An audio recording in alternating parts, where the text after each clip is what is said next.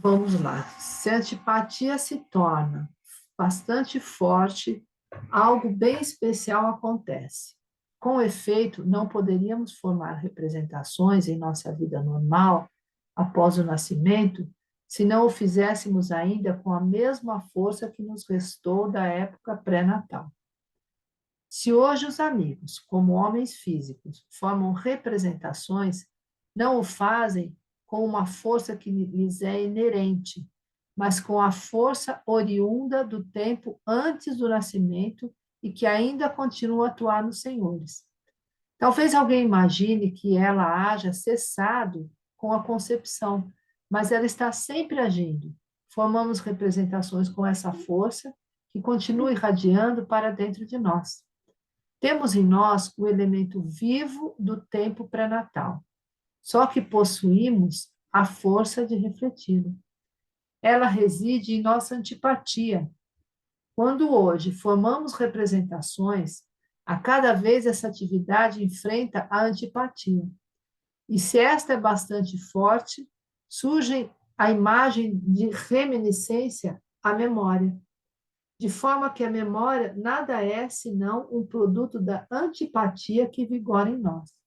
Eis a relação entre o elemento meramente sentimental da antipatia, que reflete de maneira ainda determinada, e a reflexão determinada, ou seja, a reflexão da atividade perceptiva,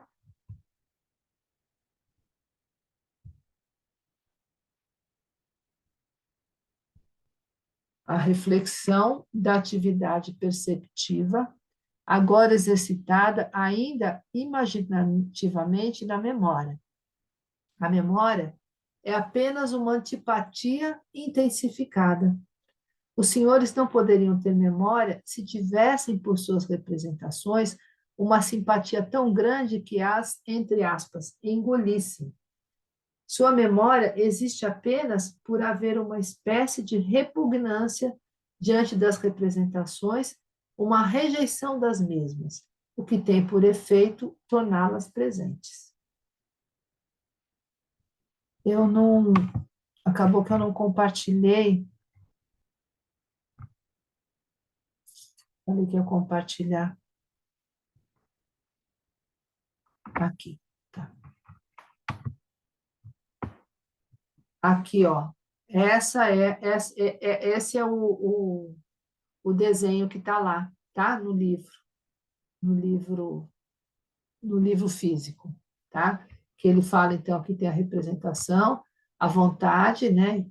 A representação como imagem, vontade como germe daquilo que ainda vai ser, e a antipatia, que está voltada para a representação, e a simpatia para o futuro. E no meio, o sentir, tá?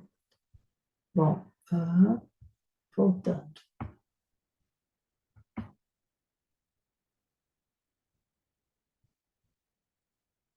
Tendo o Senhor. Bom, aí é o que ele fala nesse parágrafo aí, né? Que essa antipatia pela representação, se ela é bastante forte, ela vem a ser a memória, né? E ele fala de cognição. Então, é isso, quando a gente tem conhecimento das coisas, quando a gente conhece as coisas, ela vira memória, né? A gente memoriza aquelas coisas que a gente vai conhecendo. A memória tem super a ver com a cognição, né? Então, tendo os senhores passado por todo esse procedimento, tendo formado representações sob forma de imagens, rejeitando-as na memória e guardando o aspecto pictórico de imagem, né? Então nasce o conceito desta forma. Nasce o conceito, desculpa, vou ler de novo. Tendo os senhores passado por todo esse procedimento, tendo formado representações sob forma de imagens, rejeitando-as na memória e guardando o aspecto pictórico, então nasce o conceito. Desta forma, temos de um lado a atividade anímica, a antipatia, que está relacionada com nossa vida pré-natal. Então, você vê, o conceito, né, vem dessa cognição que se transforma em memória através da antipatia. Então, vejamos agora o outro lado. O do querer, que em nós é germinal, quer dizer, é para o futuro, né? E transcende a morte. O querer vive em nós por termos simpatia por ele, por termos simpatia por esse germe que só se desenvolve depois da morte. Assim como a representação se baseia na antipatia, o querer se esteia na simpatia. Se esta for bastante intensa, tal como era a antipatia no caso da representação, que se torna memória, então da simpatia nasce a fantasia. Exatamente como da antipatia surge a memória, da simpatia nasce a fantasia. E se a fantasia é recebida de forma suficientemente intensa, o que na vida comum acontece apenas inconscientemente, assumindo tal vigor que permeie todo o ser humano até os sentidos, obtemos as imaginações comuns, pelas quais representamos os objetos exteriores. Assim como o conceito nasce da memória, da fantasia nasce a imaginação, que fornece as visualizações sensórias. Isso emana da vontade. Vou ler de novo. Exatamente como da antipatia surge a memória, da simpatia nasce a fantasia. E se a fantasia é recebida de forma suficientemente intensa, o que na vida comum acontece apenas inconscientemente, assumindo tal vigor que permeie todo o ser humano até os sentidos, obtemos as imaginações comuns, pelas quais representamos os objetos exteriores. Assim como o conceito nasce da memória, da fantasia nasce a imaginação, que fornece as visualizações sensórias. Isto emana da vontade. Então, quando ele fala, tem no PDF aqui não tem, mas no livro ele tem uma nota quando ele fala de conceito, é nota do tradutor. Entende-se aqui como conceito aquele obtido pelo caminho da abstração, e não aquele captado pela intuição num ato puro e criativo do pensar, tal como Rudolf Steiner o descreveu em A Filosofia da Liberdade. Então, aqui esse conceito ele está falando de abstração. E depois tem também uma nota que ele fala. Uai, cadê eu li essa nota?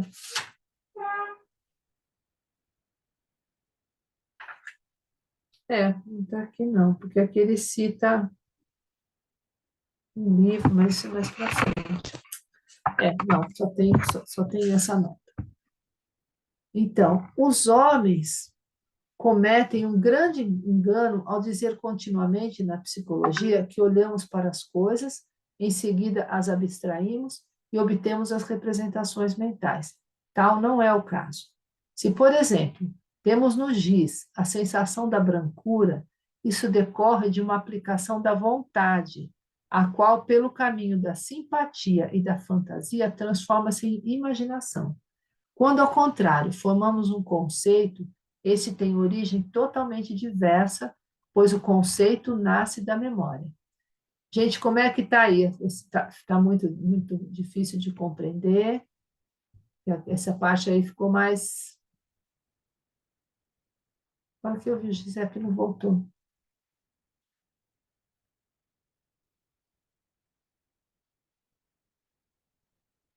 Esse conceito, eu acho que vou ter que reler ele Sim. para anotar, porque fica para mim muito confuso, e mistura muito mesmo. São Daí eu não muitos, consigo são pensar, não consigo. muitas informações novas, né? Porque ele fala de Eu memória, de fantasia. acho que da forma que você falou, lá eu ainda estou ainda tô naquele pensamento que você Querida, colocou, né? e acho muito bom, que foi o passado, né? O futuro, o pensar está no passado, aí vem o sentir e o querer.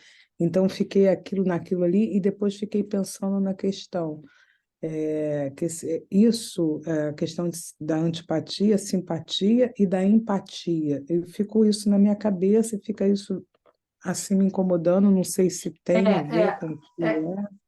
Porque essa simpatia e antipatia é um conceito diferente do que eu vou. Deixa eu pausar aqui, eu Eu vou acho que esse anotar. conceito é que faz confusão, porque me parece que não é o que a gente sabe que é ser simpático ou antipático, não é questão disso. Eu acho que Não, ele está usando esse nome, mas, na verdade, até porque deve ser do alemão, não é? E deve. na Eu verdade, estou aqui essa pensando. simpatia e antipatia está muito ligada com o sentir mesmo, porque é a coisa do ritmo, né? Que você vai e volta, você vai e volta, você. Então, eu acho que é mais como você está passando e tá desconstruindo, isso dói um pouco, né? Porque mexe com o Isso. teu conceito, está quebrando. Então, é por Aham. isso que eu também estou um pouco assim, aqui pensando, mas é bom que faz pensar. E eu Isso, quero fazer essa o Steiner ele faz ligação. muito isso, ele faz a gente, né, ele faz exercitar mesmo assim os músculos ali para, né, sabe que não é, estão acostumados. E, Então, e eu você acho falou até da que fala, cognição, está falando da memória, da cognição, que isso está ligado. Aí eu estou querendo fazer, está complicado, talvez, não sei sim, se tem aqui dentro da mente, mas isso não é para eu parar aí, porque não é a primeira vez que vem esse estudo, já é a terceira vez, né, Valquíria, que eu quero te dizer que isso já vem as- essa mensagem para mim, né? E você foi a única pessoa que me fez talvez quebrar alguma coisa lá que estava muito concreto. E eu quero te agradecer mais uma vez, porque porque sempre é assim, a Valquíria tem essa missão, né? Acho legal essa provocação aí de quebrar. Me quebrou porque antes eu estava sempre, já a primeira vez, passei uma experiência muito grande em relação a isso, fui até num seminário, e aí depois eu comecei a ficar pensando tá, então eu acho, porque foi lançada uma pergunta e aquilo para mim, no momento, eu estava passando uma situação que eu não pude me debruçar.